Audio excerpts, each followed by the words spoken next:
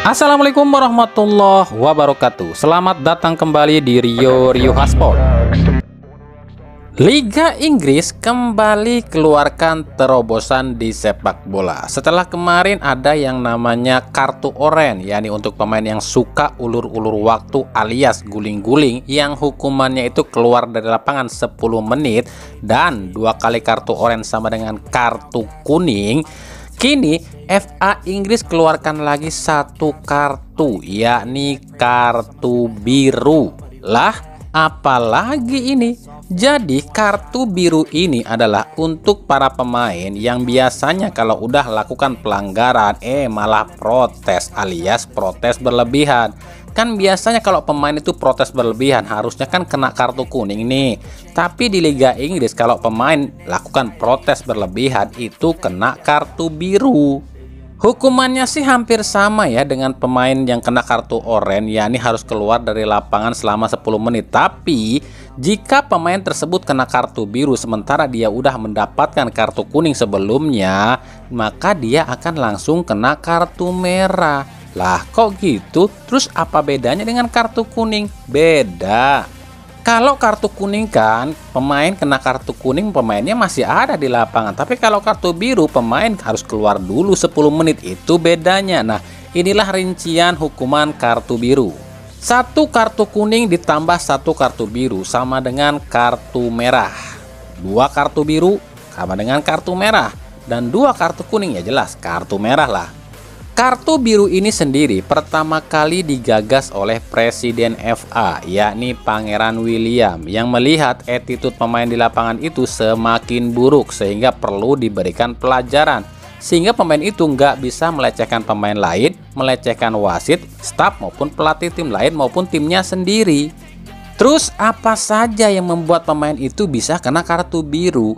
Yang pertama, protes berlebihan. Yang kedua, membanting bola atau menendang bola sembarangan. Yang ketiga, berucap kasar. Yang keempat, protes ke hakim garis. Yang kelima, rasis. Yang keenam, meludah di lapangan. Dan yang ketujuh, selebrasi mengejek. Meskipun kartu biru ini ditentang loh oleh FIFA yang menganggap penerapan kartu biru ini prematur dan tak masuk akal. Tapi FA Inggris tetap akan memakai kartu biru ini di ajang FA Cup di awal musim 2004-2005. Jadi di FA Cup nanti ada 4 kartu yang ada di kantong wasit, yakni kuning, merah, oranye, dan biru. Buat kami, kalau kartu biru ini diterapkan di Liga Indonesia, ini sih bahaya ya. Kenapa demikian? Sebab di Indonesia itu yang bobrok itu wasitnya. Sekarang gini deh. Kalau ada keputusan wasit yang salah terus diprotes oleh pemain atau ofisial yang merasa dirugikan, ya masa sih yang protes itu dikasih kartu biru? Lah yang salah kan wasit, kok yang dikasih kartu malah yang protes, malah yang bener? Ini saya yakin nih, kalau kartu biru ini diterapkan di Indonesia, bisa makin ngaco nih kerjanya para wasit kita nih, bisa makin banyak kontroversinya para wasit kita. Lah mereka kuasa kok. Kan akhirnya di pikiran wasit itu kayak gini nih, gua bikin banyak kontroversi aja lah, ntar kalau dia protes gua kasih kartu biru, 2 kali kartu biru, kartu merah, out lu dari sini, kan gitu.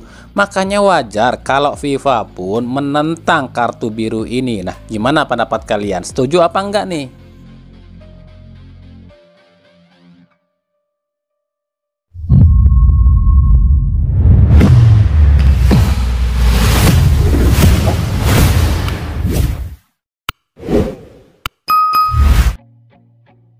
Para lokal kampret kembali menyerang Sintayong gara-gara video ini.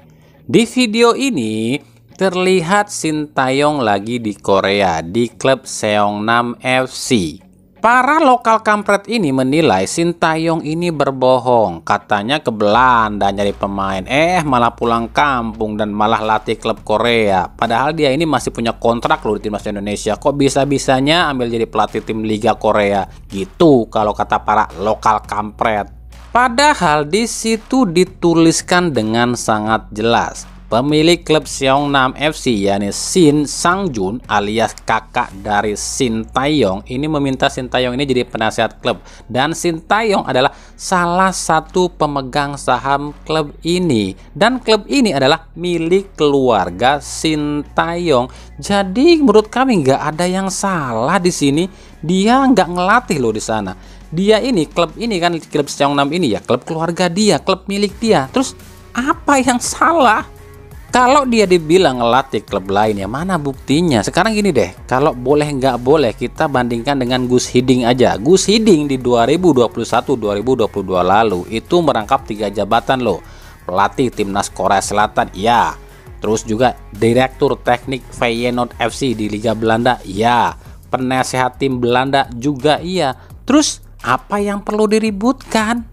Kecuali Shin Tae-yong ini di Seongnam ini jadi pelatih baru boleh diributkan, meskipun itu ya sah-sah saja seorang pelatih timnas melatih klub, ya itu udah biasa lah. Tapi ya udahlah, kan emang kalau Shin Tae-yong ini ngapa-ngapain pasti disorot secara gitu loh. Ada yang ngebet banget buat nyingkirin Shin Tae-yong. Ini kemarin banyak banget yang komentar ya, itu lokal plat kok ngebet banget ya, pengen Shin Tae-yong keluar. Ya udah sih, coba aja biarin Shin Tae-yong keluar, pengen tahu timnas Indonesia ini bisa apa, apakah lebih bagus atau lebih jelek, itu kata mereka lo ya.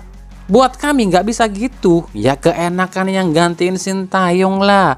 Dia dapetin pemain yang diasuh oleh Shin Tae-yong, alias dia ini cuma nerusin aja, tapi dia manen hasilnya kalau juara. Dan nama dia yang bagus, sementara Shin Tae-yong yang ngasah itu pemain, tetap dianggap jelek dong. Makanya kalau menurut kami gini loh ya, sebelum kalian ini menghujat Shin Tae-yong, sebelum kalian ini mengkritik Shin Tae-yong, sebelum kalian ini mencaci menghina Shin Tae-yong, yo sekali-kali gitu loh datang langsung ke tempat latihan timnas, lihat sendiri sama mata kepala kalian gimana sih latihan timnas itu. Atau gini deh, sekali-sekali kalian ini ngobrol sama para pemain timnas, apa sih yang udah dirasakan oleh para pemain timnas selama dilatih Shin Tae-yong. Jangan ini mah cuma gara-gara denger kata Bung Anu langsung menghujat Shin Tae-yong tanpa kalian tahu perjuangan yang dilakukan. Kita kasih contoh aja nih, Hernando Ari Sutaryadi, kiper utama Persebaya dan juga timnas Indonesia. Nando ternyata menyimpan semua apa yang telah dialami dan dilatihkan dan dilakukan di timnas Indonesia itu dalam sebuah jurnal alias dalam sebuah laptop. Tujuannya apa? Agar Nando ini bisa mengevaluasi apa saja sih kekurangan dia selama ini, alias apa saja sih kesulitan selama ini. Dan ini pun katanya ya Shin Tae-yong loh yang ngajarin. Jadi dengan metode seperti ini para pemain itu bisa introspeksi diri. Oh iya, di sini gua ada videonya nih. Di sini nih gua kayaknya kurang nih. Di sini nih gua harus memperbaiki yang ini. Wah, kesalahan gua yang lalu ada di sini dan lain-lain. Jadi ada bahan buat pembelajaran. Kan ini jarang banget loh diajarkan pelatih-pelatih lain di timnas. Biasanya kalau pelatih atau pemain itu di timnas ya udah beres satu kejuaraan, ya udah evaluasinya mah bareng-bareng, nggak ada catatan khususnya. Besok mah ya gimana besok lagi aja. Jadi nggak ada yang bisa dipelajari buat yang udah-udah. Metode yang Shin Tae-yong ajarkan ini menurut kami bagus loh. Jadi istilahnya Shin Tae-yong ini ngajarin, lu kemarin kurangnya di sini nih, catet ya. Jadi besok lu bisa ada evaluasi nih, harus perbaiki yang ini. Kan gitu. Jadi ada kesan Shin Tae-yong ini ngebangun masa lalu, memperbaiki masa saat ini demi masa depan. Ya kalau sekarang masih ada pemain timnas yang masih gitu-gitu aja, ya itu balik lagi ke pemainnya. Apakah dia udah ngikutin instruksi yang diajarkan seperti Hernando Ari apa enggak? Buktinya Nando makin hari makin bagus tuh. Karena pada sejatinya hidup itu adalah masa lalu dijadikan pelajaran untuk masa sekarang, dan masa sekarang diperbaiki untuk masa depan. Itulah hidup sesungguhnya, sebab Tuhan tak akan pernah merubah nasibmu kawan, jika kamu nggak mau merubahnya sendiri.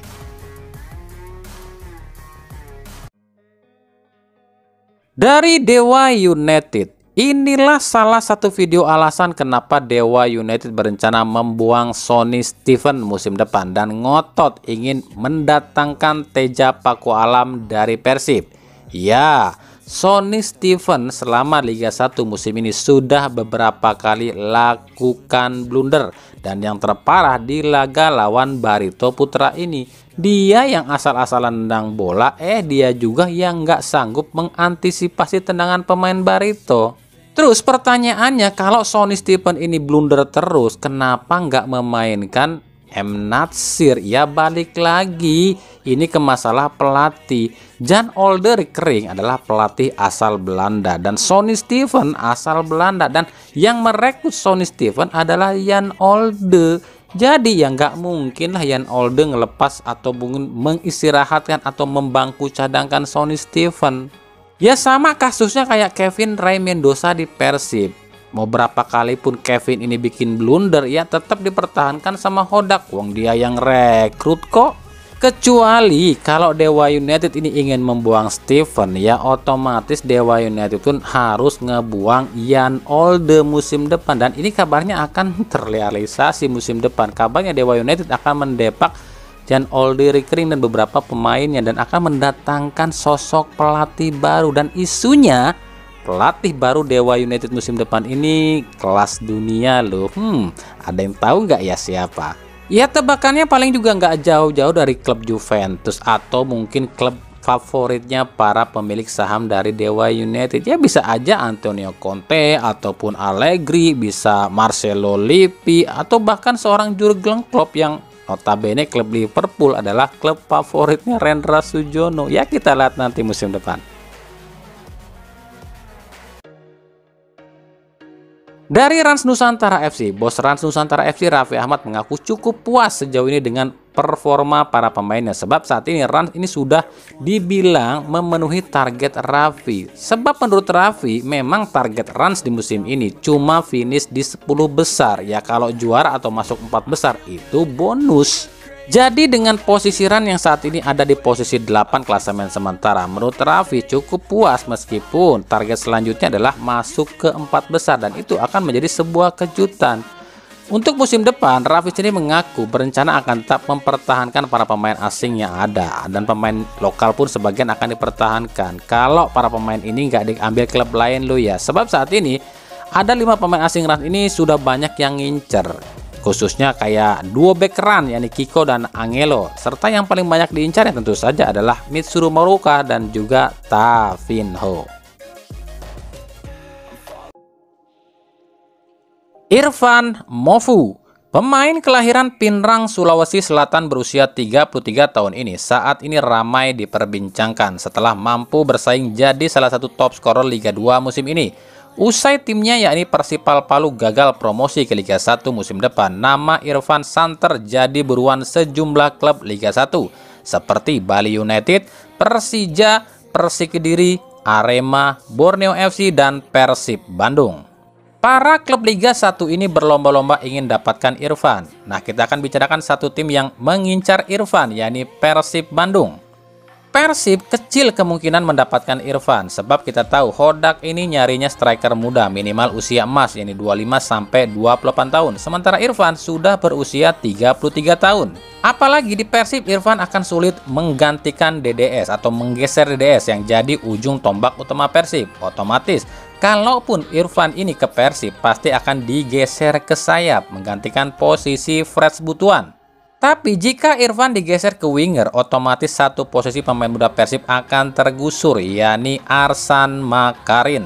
Arsan yang akan habis kontraknya di April ini mengaku belum dapat tawaran perpanjangan kontrak dari Persib. Sementara ada sejumlah klub yang sudah mengajukan minat pada Arsan seperti Persita, Persikabo, Dewa United, dan lain-lain. Arsan mengatakan sempat ada yang bilang, "San, kalau kamu di Persib akan sulit berkembang sebab dicadangin mulu. Ya udah pindah aja ke klub lain." Tapi Arsan tak bisa berbuat apa-apa. Arsan ini nggak punya agen. Agen Arsan itu cuma Teddy Cahyono. Jadi Arsan ikut aja apa yang dikatakan Teddy Cahyono. Sementara Arsan nggak mungkin dong mutusin kontrak di Persib. Duit dari mana? Wong gaji di Persib aja Arsan ini salah satu yang terkecil loh. Nah, kita akan lihat skenario apa yang ada di Persib musim depan. Apakah Persib akan berjudi melepas Arsan yang penuh skill dan mendatangkan Irfan Mofu, atau ada skenario lain?